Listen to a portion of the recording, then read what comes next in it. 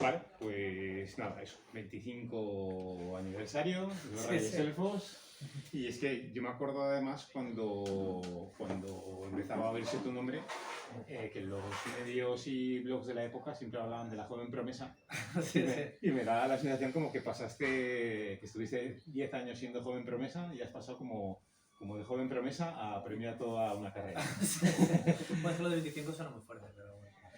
Pero bueno, también son 25 un poco empezando a contar de... Siempre lo explico, para no parecer tan mayor. Empezando a contar de que salió la primera grapa autoeditada, que eso fue, bueno, pues en el 2000. Entonces, bueno, luego da la sensación de que no pasa tanto tiempo en realidad porque la serie se siguió publicando durante prácticamente 12-13 años. Tú esto, claro, porque ahora dices la serie, pero tú cuando arrancaste con esto en Siete Monos, ¿ya tenías previsto, en tu cabeza ya era una serie? No, mucho menos. O sea, ojalá lo hubiera. En mi cabeza pensaba que ojalá lo fuera. Porque además el Siete Monos, que éramos básicamente un grupo de gente que se autoeditaba juntos, estábamos en la universidad o acabando en las Bellas Artes, y hacíamos fanzines. Lo que pasa es que, bueno, lo juntamos todo bajo un mismo sello. Además, yo me acuerdo que yo estaba flipando en ese momento con los cómics de Dark Horse de Legend, que estaban Frank Miller, John Byrne, esta gente Miñola, y era como, es que hay que hacer algo así, ¿no? Y me gustaba mucho cómo funcionaban ellos, cada uno con su serie. Entonces, queríamos hacer un poco así eso a la valenciana, pero con fanzines, claro. Entonces, básicamente dependíamos de lo que sacábamos, de lo que nos pagábamos, porque esto nos lo editábamos y lo pagábamos de nuestro bolsillo, y yo me pagaba mi serie. Y había hecho una serie que era Gaijin, que era una comedia de acción, con tiroteos y tal, como muy en plan género negro, pero como de comedia. Y había funcionado muy mal, la verdad es que no había funcionado muy bien, no se había vendido mucho. Y entonces decidí probar otra cosa. Y dije, pues voy a tirarme por la fantasía, que es otra cosa que no había hecho, a ver si funciona mejor. Y tenía la historia en mente de lo que era la primera serie que sale de los Reyes Elfos, que era El Señor de Alfheim. Y en mi cabeza hubiera preferido hacer, de hecho, una miniserie de 4 números, eso, a lo Dark Horse. Pero como no tenía dinero y no sabía si iba a funcionar, condensé la historia en 2 números. En plan de, bueno, no puedo hacer un one shot, pero voy a hacer 2 números a ver si lo puedo levantar, ¿no? Luego, como funcionó bien, pero aún no estaba seguro de si te lo podría sacar con continuidad. Saqué un one shot de historias cortas, que era lo que hacíamos en su momento La Doncella y los Lobos. Y ya es cuando bueno, se lo enseñé a la gente de Edu, era Edu en su momento, y lo empezaron a sacar ellos. Y ahí es cuando me planteé, vale, esto lo puedo hacer con cierta continuidad. Pero en su momento no conocía, o sea, no tenía en mente más allá de lo que fue la primera historia. De todas maneras, continuidad, pero claro, estamos hablando de una historia que se ha ido como más allá todavía de tus manos, que es tu universo, y sobre todo, a mí lo que ya hace pues más de una década, yo creo que no haces historias nuevas de los Reyes Elfos, pero siendo lo que es, ¿cómo se te ocurre, cómo llega a ti esto termina aquí, para aquí? Sí, pues al final cuando empecé a trabajar con Dude, que luego retomó la serie Dolmen, cuando Dude cerró, con el mismo editor, con Jorge Iván Argiz, que es un poco el que lo ha llevado incluso hasta esta edición, ha participado. Pues hombre, sí, ahí sí que me pidieron pues qué planes tenía para hacer la serie, hasta dónde la quería llevar, y entonces bueno, pues ya me planteé una historia a medio y largo plazo y concebí lo de las 3 miniseries de 4 números que publicaría Dude, que era pues, que es un poco el corpus de la serie, que es el Emperatriz del Hielo, ¿cuál era el segundo? La Espada de los Inocentes. Entonces, La Espada de los Inocentes y Hasta los Dioses Mueren, que era como la trilogía, ¿no? Otra era como la precuela de la trilogía. Entonces, bueno, eso me obligó un poco también yo a, bueno, pues cada año voy a sacar, o cada no sé cada cuánto tiempo, sacar una miniserie, y ya me planteé una historia a largo plazo. Además, yo en ese momento, justo antes hablábamos de Sandman, yo también me había leído Sandman y estaba muy influido por cómo Gaiman escribía como a medio y largo plazo, que iba sembrando cositas aquí y allá, y entonces íbamos un poco, o sea, yo iba un poco pensando en esa manera de trabajar, de ir añadiendo cositas en cada miniserie. Lo que pasa es que, bueno, luego, pues cuando empiezas a escribir, también se te va un poco de las manos, o a lo mejor va en una dirección diferente a la que tú te planteabas, pero por ejemplo sí que ya planificaba con cierta vista en el futuro. Pero es que precisamente por eso, porque además sin hacer spoilers, si hay alguien que no lo ha leído, tal como lo dejas, esto podría haber seguido, o sea, podrías no haber hecho Polar, no haber hecho, no haber hecho nada más y haberte dedicado toda tu vida a los Reyes Elfos, porque puedes estar haciendo historias de los Reyes Elfos hasta que te mueras. Sí, sí. Sí, de hecho, yo, por ejemplo, también otra influencia que es también muy noventera, era Balas Perdidas, que aunque sea género negro, no es... tenía mucha influencia de esa serie también porque me encantaba cómo cogía de aquí y de allá, sobre todo las series americanas independientes de esa época, de Kane, por ejemplo, de Paul Gris, que también me gustaba mucho, bueno, Grendel obviamente, se habla muchas veces que Grendel es una influencia enorme. Entonces, por ejemplo, Grendel también funciona un poco así. Tú ibas creando historias, pero no había no era como una serie americana tipo superhéroes, de Spider-Man, Batman, que le van pasando cosas una tras de otra, sino que como cada serie es un pequeño fragmento que no tiene por qué necesariamente ser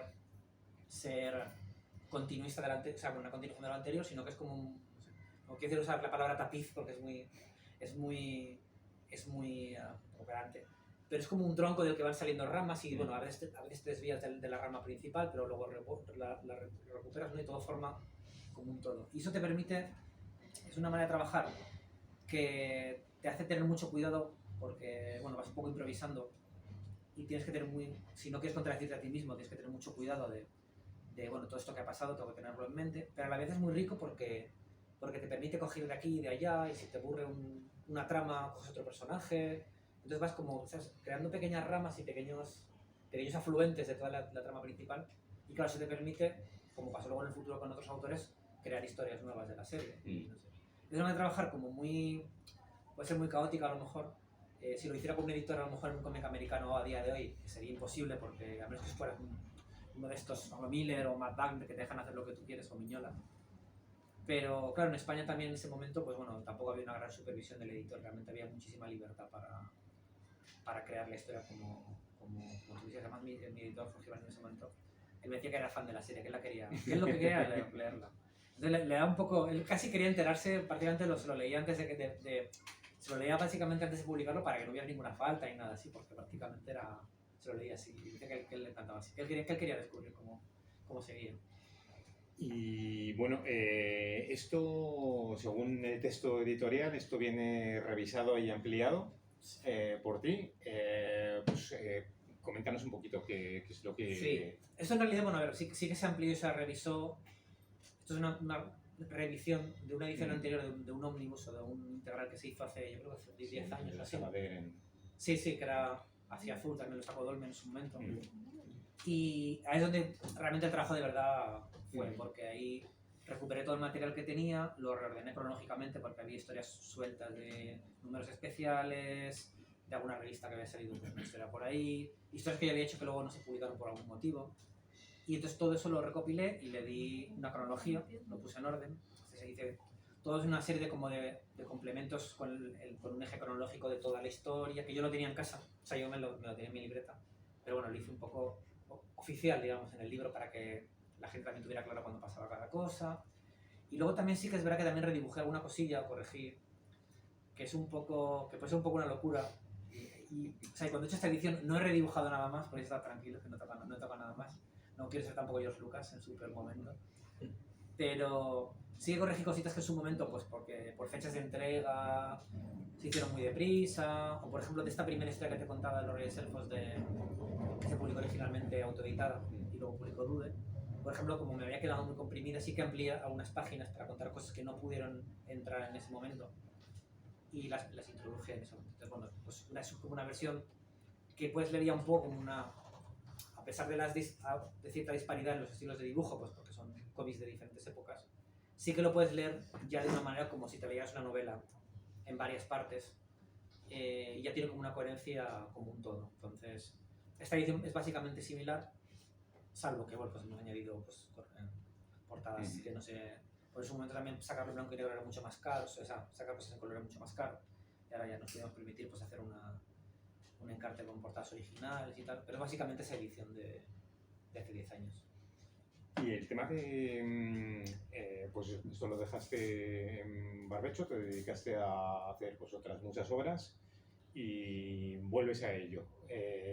Yo ya sé cómo sois los dibujantes normalmente con que cualquier cosa que hayáis hecho hace más de 3 días ya abomináis de ello. Sí. Es un mal que sufren nuestras familias también. Pero a mí sí me gustaría saber si toda la experiencia fue qué mal hacía esto o si realmente has visto algo de de aquel Víctor que le puede enseñar algo al Víctor Sí. de ahora. Sí, porque es curioso porque, y lo he contado muchas veces, cuando tú dibujas, obviamente ves los errores, pero creo que es más fácil ver cosas mucho más antiguas que por ejemplo, algo que hice hace 4 o 5 años. Esto lo veo como aparte, bueno, tienes la nostalgia de que ves una cosa y te acuerdas de lo que vivías en esa época. También ves una cosa que es muy bonita, que es la formación de una personalidad o un estilo. Entonces, puedes ver, es un mapa que prácticamente puedes ver cuándo leía cada cosa. O sea, es que veo y sé cuándo leí Batman Grendel, sé cuándo leí Sin City, sé cuándo leí El Lobezno de Miller, o cuando leí, no sé, algún manga también de aquel momento que me impactó mucho. Y se aprende mucho de eso, ¿no? Porque vas viendo cómo vas asimilando las influencias y cómo las vas integrando y cómo vas probando cosas. Y yo creo que los autores cuando empiezan tienen una cosa que no tenemos ahora los autores, sobre todo si ya llevas una carrera profesional y entonces cuando eres más joven tienes una jeta y una falta de vergüenza y a la vez una inconsciencia que yo creo que es buena, porque no estás pensando qué van a decir de mí si hago esto, si tengo este estilo. Ahora los autores tenemos mucho miedo, sobre todo cuando tienes una trayectoria profesional y ya te conocen por un estilo, te conocen por una manera de hacer las cosas. Pues mira, pues los americanos pasa mucho, ¿no? Pues Víctor hace el claro oscuro, hace género negro, pues cuando tengamos una serie de este rollo le vamos a llamar. O hace esto y lo otro. Pero cuando eres joven que no sabes quién te va a comprar, no piensas en tu estilo profesional, ni en cómo te perciben, y también también eso es verdad, el impacto de las redes sociales es mucho menor, y entonces la crítica te resbala muchísimo más. No tienes ese descaro de, voy a hacer esto, voy a probar lo otro. Si no queda bien, pues no pasa nada, pues ya lo haré mejor después. Y claro, eso es una cosa que yo envidio. O sea, envidio al Víctor joven tener esa... Porque yo a día de hoy tiendo a ser conservador y me tengo que obligar a mí mismo a probar cosas diferentes y a probar estilos diferentes porque piensas, bueno, van a pensar que lo he hecho porque está esto de moda, o van a pensar, o la gente que espera esto de mí, de este estilo, pues a lo mejor no le va a gustar. Entonces yo creo que en eso, por eso también, y aprecio mucho eso, ya no leer lo mío, sino leer cosas de autores jóvenes que me gustan, de ver cómo llegaron a adquirir el estilo que tienen ahora. Bueno, pues también está el tema de que, pues eso, que igual el que conozca a Víctor de sus trabajos más recientes, bueno, pues yo creo que muchos de tus kicks están ya aquí, Sí. pero aún así es una obra muy distinta, porque para empezar se te ubica más en el tema del género negro, la acción, y esto, lo que decías antes, esto es una historia de fantasía basada en la mitología, y es prácticamente tu debut, siendo luego tus inquietudes yendo un poquito más por otro lado. ¿Por qué te decantas por el tema de la mitología? Pues en ese momento estaba leyendo, o sea, sí que leía mucha fantasía, porque yo estaba en la universidad, pues estaría con 20 años o así. Y siempre me había gustado la fantasía, pero en ese momento había leído mucho. Había leído mucho Michael Moorcock, sobre todo, obviamente Tolkien también. Y no estaba, de hecho no era la moda de la fantasía que llaman ahora adulta, oscura, no sé, dark fantasy. Sí que habían ya cosas entonces, me acuerdo, me gusta mucho La Compañía Negra de Glenn Cook, que es una novela sobre... Es algo así como si te contara la vida de mercenarios que trabajan para Sauron y están por ahí, entonces se dedican van por el dinero, van por ahí pues, peleando con gente, matando gente, pero no les gusta su trabajo, no sé, son cosas muy originales. Y luego descubrí la espada, lo que es mi libro favorito de fantasía de toda la vida, que es La Espada Rota de Paul Anderson, que es algo así como, que es un libro que tuvo la desgracia de salir el mismo año que El Señor de los Anillos. Entonces, bueno, pues no se conoce mucho, aunque yo doy mucho a la tabarra con él. Y es un poco el rollo Tolkien, pero inspirado por la fantasía nórdica. En vez de ser un mundo imaginario, es un mundo de fantasía ambientado en Europa. Y a mí esa idea me gustó un montón, porque yo desde niño siempre había leído la mitología, es que me encantaba. Tenía un libro infantil que se llamaba como Una leyenda para cada día del año, o algo así. Y era un libro de que eran como 365 cuentos te metían Hércules, Sigfrido, cuentos orientales, Las Mil y Una Noches. Un libro muy, muy horrible si lo ves ahora, pero a mí me fascinaba el hecho de que había gente que había creído en esas cosas y todo eso. Y como yo tampoco no le veía sentido a inventarme una mitología yo, en plan de, pues voy a crear esto y en vez de Odín le voy a llamar Wanderer, ¿no? Y en vez de Thor va a ser tal. Dije, ¿por qué no uso la que ya existe? Y me invento que todo eso en realidad pasó tal cual y que Europa realmente había... En vez de inventarme un mapa yo con árboles y lagos y tal, me inventé, bueno, es que Europa era así en esa época. Y nació básicamente eso, fue un motivo práctico, pero a la vez una manera de decir, bueno, tenemos esta cultura disponible a nuestra disposición, sería absurdo no usarla más veces. Lo que pasa es que cuando hablamos de mitología nórdica y cómics, yo creo que es impepinable que nos venga a la cabeza Kirby. Sí, sí, sí. Y claro, la mitología de Stan Lee y Jack Kirby poco o nada tiene que ver con Claro. con lo que tú pones aquí. Sí, Entonces, me llamaba además mucho la atención que te vas al extremo radicalmente opuesto. Es decir, ellos iban hacia los grandes dioses, la gran epopeya, y aquí los grandes dioses están de fondo y tú vas a eso, a un héroe solitario, casi como un western. Sí, sí. Además donde los dioses son precisamente los malos. Sí, sí. Eso me gusta mucho de Michael Moorcock, por ejemplo, que en otras novelas de Tolkien siempre los protagonistas son como muy dueños de su destino, y me gusta mucho de Michael Moorcock, pues, bueno, si no conoces, todo el rey de Malniboné, el campeón eterno, todo. Bueno, prácticamente el señor que se inventó el concepto de multiverso en ficción. Y me gustaba mucho de sus novelas que primero los dioses eran muy malos y normalmente manipulaban un montón a la gente y manipulaban unos contra otros, que eso ya está en la mitología nórdica, ya está. Es muy curioso que la mitología, muchas de las religiones, pues ponen a los dioses como ejemplos y tal, pero hay algunas, bueno, la griega también es un poco así, que son seres muy imperfectos, pero la nórdica me gusta especialmente porque los dioses se dedicaban a putear a todo el mundo y a arrojar unos contra otros y a conspirar y a manipular. Eso ya está en la historia original de la mitología nórdica. Entonces, claro, me gustaba mucho esa versión oscura que obviamente yo había leído el Thor de Kirby y cosas así. Y claro, me chocaba mucho con esos héroes nobles, esos dioses nobles. Y luego me gustaba un poco también eso, como yo además tampoco tenía grandes medios para contar algo, porque al final eran TVitos en blanco y negro de 25 por 17. Claro, yo habría contado el Ragnarok, de hecho tenía un proyecto para Europa de contar el Ragnarok en ese estilo, pero no era el mismo color, gran formato, ¿no? Un authority, así, un color grande, habría estado guay. Claro, yo tenía esas historias en blanco y negro, pequeñitas, autoeditadas. Entonces preferí ceñirme a historias más pegadas a la tierra, aunque fueran elfos y enanos y tal, pero mantener, no voy a decir, no es realista obviamente, pero sí que los personajes son un poco de talla humana. No hay grandes dioses con superpoderes. Los dioses son seres que aparecen de vez en cuando, normalmente para fastidiarte o para obligarte a hacer algo, o para echar por tierra todo el trabajo que has hecho. Pero los personajes son los mortales. Y eso es una idea que me gusta mucho, sobre todo heredada de esa idea más terrenal.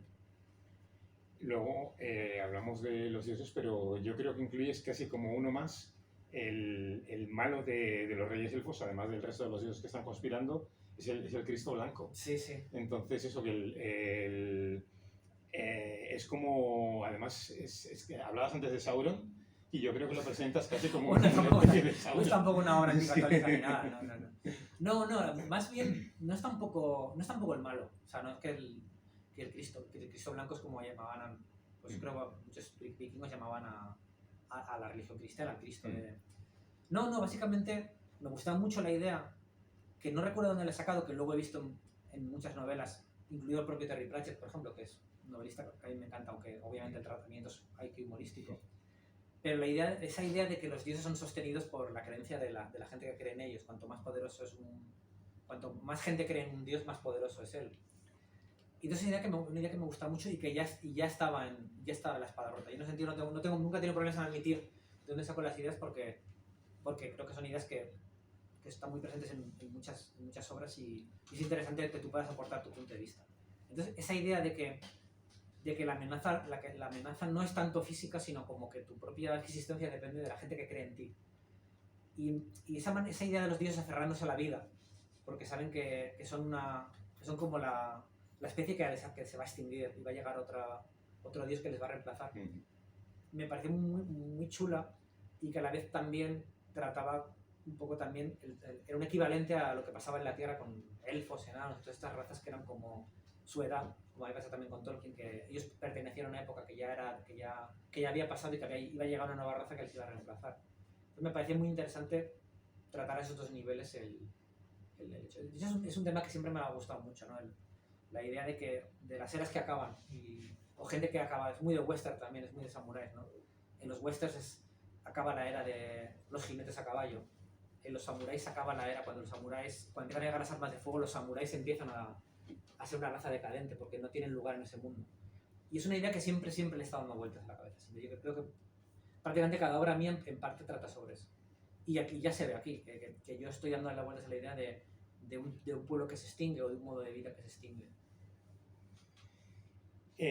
Lo que también se extinguen son los personajes, porque a mí lo que me pasó es que, vale, Eren es el protagonista absoluto, es al que dedicas más páginas, pero poco a poco vas presentando un reparto y a mí me da la sensación de que cuando ya les has cogido cariño a todos es cuando la historia se acaba. Y digo yo, si yo que soy un lector les había cogido cariño, yo creo que hay que tenerlos muy puestos o ser muy despiadado para decir, venga, ya está. Hasta aquí. Sí, sí. Estos que son mis hijos ya Sí, no los pero quiero. pero eso nos pasa, ¿eh?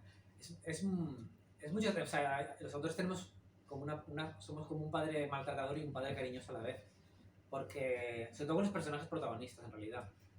Porque les sometes a una serie de torturas y de sufrimiento que sabes que lo van a pasar muy mal. Y también un poco con el lector, ¿eh? Porque sabes que vas a provocar una reacción emocional y eso es una cosa que también es muy bonito de crear, ¿no? De cómo es como una arquitectura de la historia de cada personaje, a veces de lo mal que lo pasan. Pero sí, les coges cariño, y de hecho pasa muchas veces que un personaje, o sea, siempre dicen los actores o los escritores, no, pero es que este personaje cobra vida, yo lo tiene persona de una manera, y luego él me hablaba, no sé qué. Y en parte es un poco verdad, ¿eh? Por ejemplo, el personaje de Jürgen Ulf, que es el único humano de la serie, un personaje que iba a salir en un momento dado, su primera aparición iba a ser la última aparición que iba a tener la historia. Parece la primera miniserie en la Emperatriz del Hielo. Pero me gustó mucho, de pronto dije, coño, tenemos un personaje que es un humano, que es el único humano de ahí, ¿no? O sea, es casi mi punto de vista dentro de la serie, de todos estos personajes de elfos y enanos y dioses y tal. Y mira, tenemos aquí un humano, podemos tratar las cosas desde un punto de vista de una persona que es un poco más cercana a nosotros. Y entonces el personaje crece y se desarrolla y al final acaba siendo una parte crucial de la historia que en ningún momento desde el principio yo tenía claro que iba a estar ahí. Y de pronto cobra vida, ¿no? Y claro, y luego el personaje igual, los personajes tienen un ciclo vital y muchos de la serie acaban muriendo. Entonces sí, es como que has crecido con ellos y llevas mucho tiempo con ellos y luego los tienes que eliminar. Pero bueno, es un poco también, tú tienes una máquina del tiempo también como autor y es una cosa de la que me he resarcido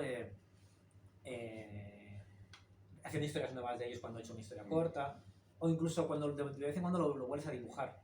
O sea, es muy bonito porque a lo mejor he firmado algún Reyes Elfos y tal, pero he vuelto a hacer una portada para la serie, vuelvo a dibujar a Eren, lo dibujo de una manera diferente. Porque cada vez que lo dibujo, pasados unos años, lo dibujo diferente. Creo que lo único que tiene en común es que siempre tiene cara de amargado el pobre, es un personaje muy trágico. Pero tiene el ceño y eso. Pero bueno, pero van cambiando los personajes y tal. Entonces, en cierta manera están congelados en el tiempo y a salvo en su historia y a la vez siguen vivos porque de vez en cuando lo dibujo o lo hago una dedicatoria como ahora. Y bueno, esto es chulo de revisitarlos, ¿no? Forma parte de ti al final. Y bueno, la prueba es que esto se reedita otra vez, pero hay dos preguntas que siempre le he dado vueltas y es, así como otras obras tuyas de las que, bueno, tú siempre has, desde que empezaste prácticamente, bueno, desde que diste el salto al mercado americano con Filthy Rich, has estado siempre alternando obras para el mercado español y obras para el mercado americano. Y luego, siendo normal es que lo que publicas en el mercado americano llegue a España, pero luego hay también algunas obras que has hecho para el mercado español que han llegado a Estados Unidos, pues se me ocurre Rasomón, Sí, bueno, sí, por el mismo Polar. Sí. Que bueno, que no era exactamente para el mercado No, español, pero el primer Polar, por ejemplo, se publicó en Planeta, el primer Black Kaiser, y luego ese libro se reeditó después en Estados Unidos. Eso es. ¿Nunca se te ha presentado la oferta de llevar los Reyes Elfos a Estados Unidos? No, a lo mejor ahora con esta edición, pero también lo pensé con la anterior, y no...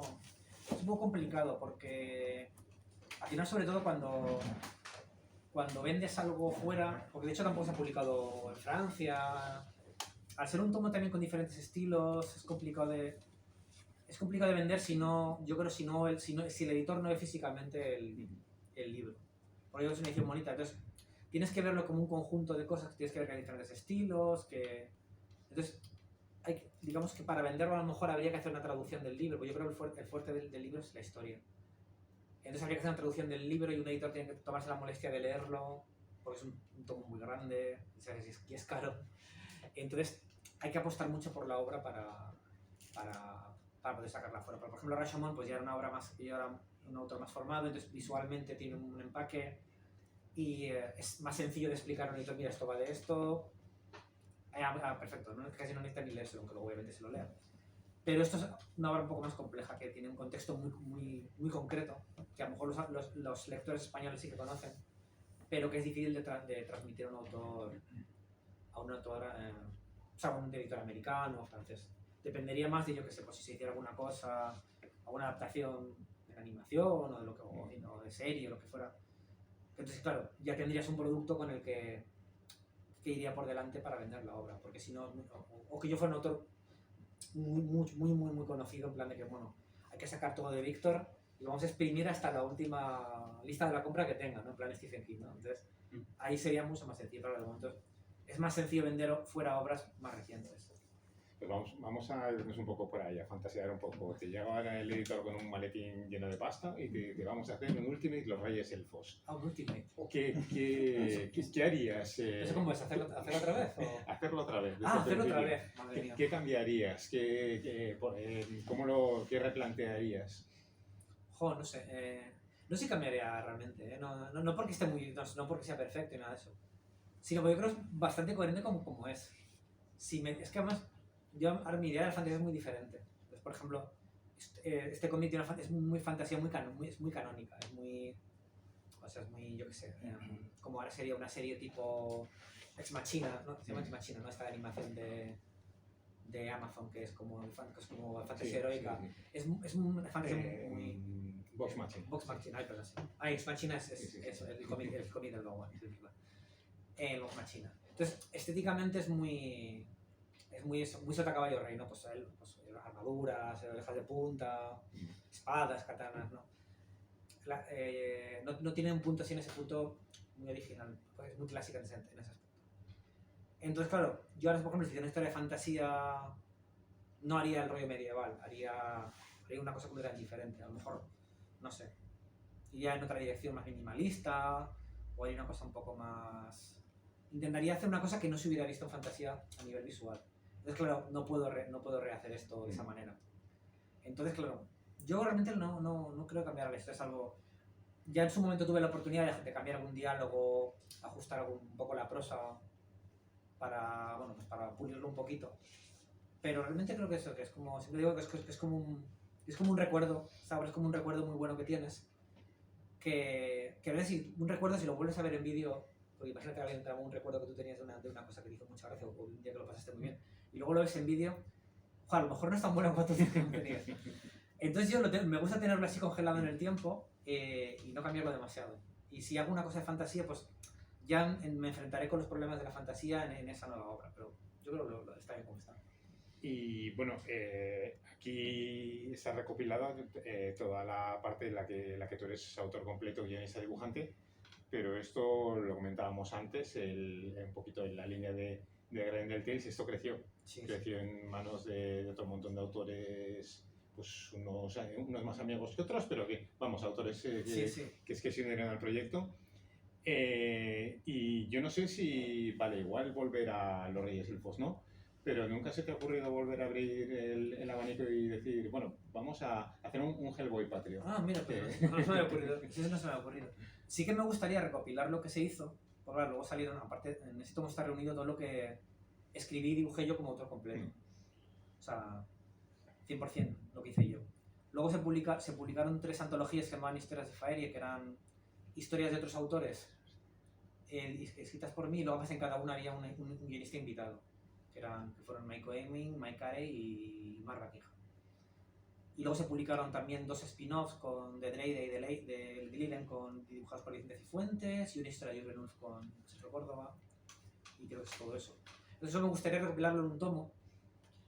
Y es una tarea un poco complicada porque hay gente con la que no habría ningún problema decir, oye, mira, vamos a sacar esto, o yo qué sé, como que Ken Nimura, por ejemplo, me hizo una, pues, gente con la que tengo más trato.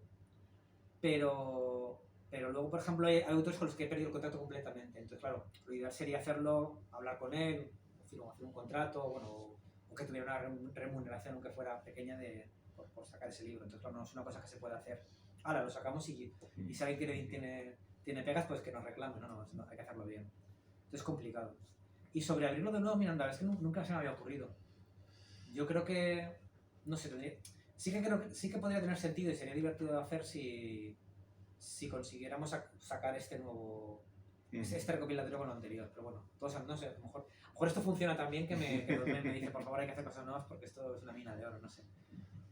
Es complicado, pero bueno, pues la verdad es que estaría bien, sobre todo porque, pues bueno, no me importaría tampoco hacer alguna cosilla, sobre todo como guionista, retomando los personajes. De hecho, hubo proyectos que no se llegaron a hacer. Por ejemplo, iba a haber un tomo sobre la hija de Eren, sobre Anna Eren, dibujado por Kenny Ruiz, por ejemplo, que se publicaron como, Kenny llegó a dibujar como, no sé si 5 o 6 páginas y habría sido espectacular.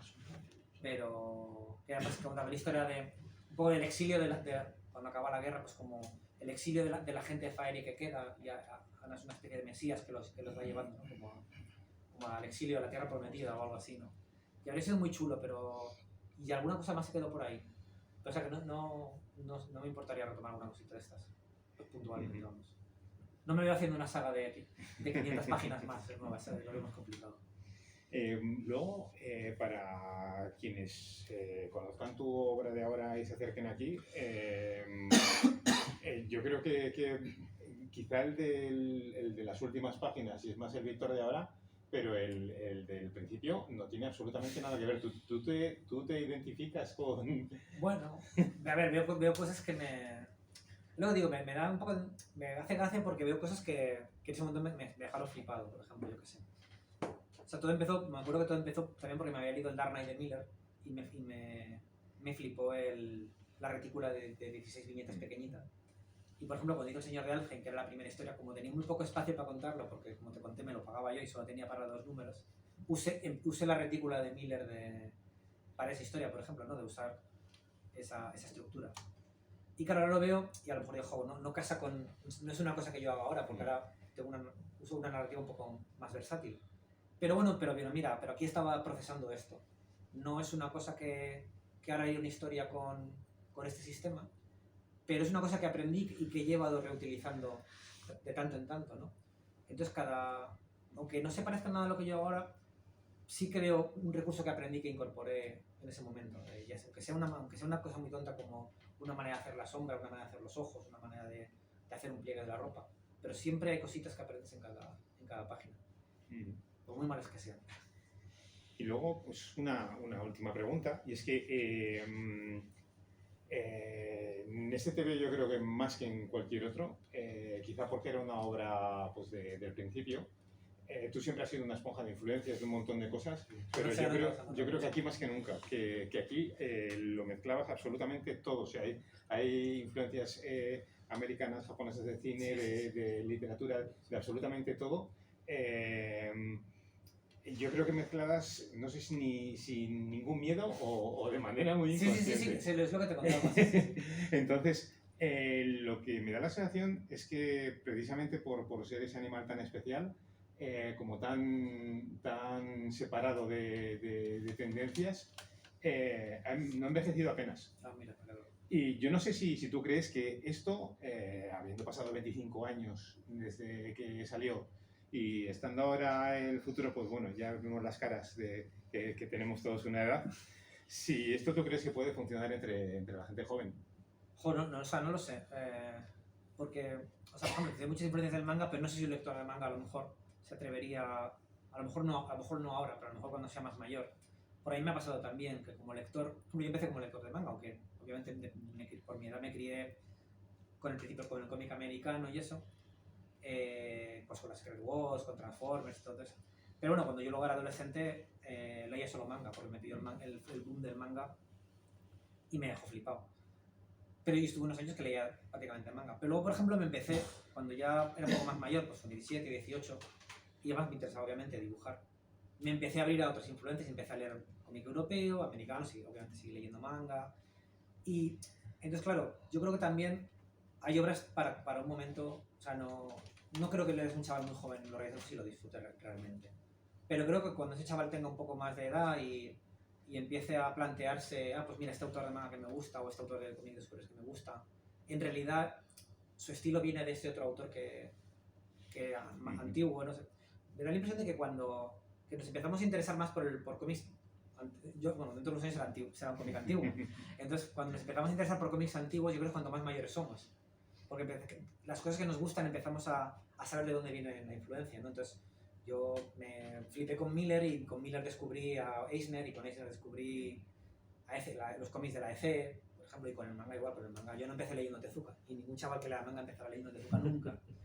Pero le empiezas leyendo Dragon Ball y entonces ves un chiste sobre Doctor Slump y ves un chiste sobre un señor con boina o ves un chiste sobre Astro Boy, entonces ves y te retrocedes. Igual que con la música, ¿no? Te gusta ya, pues, en los 90, pues como veréis hay muchas referencias al heavy metal porque era un flipado de heavy metal y lo sigo haciendo, en Los Reyes Elfos, pero heavy metal de los 90, ¿no? Hay Manowar, Blind Guardian, tal. Pero bueno, conforme ves, de pronto te gusta una música y empiezas a investigar. Y esta gente que le gusta, que hacen una versión de Judas Priest o de Led Zeppelin, que es esta gente, ¿no? Entonces empiezas a retroceder y aprender. Entonces yo creo que con los cómics también pasa eso, que yo creo que la gente joven, no sé si le interesará, pero creo que cuando hayan leído lo bastante del cómic que les guste un montón cuando seas más joven y empiecen a interesarse por cosas que mezclen lo que les gusta con otras cosas que nunca hayan visto, a lo mejor empiezan a interesarse por Los Reyes Elfos o por otras obras que se produjeron en esa época. No lo sé, ojalá. Vale, pues nada, pues habrá que terminar con un aplauso, ¿no? Gracias.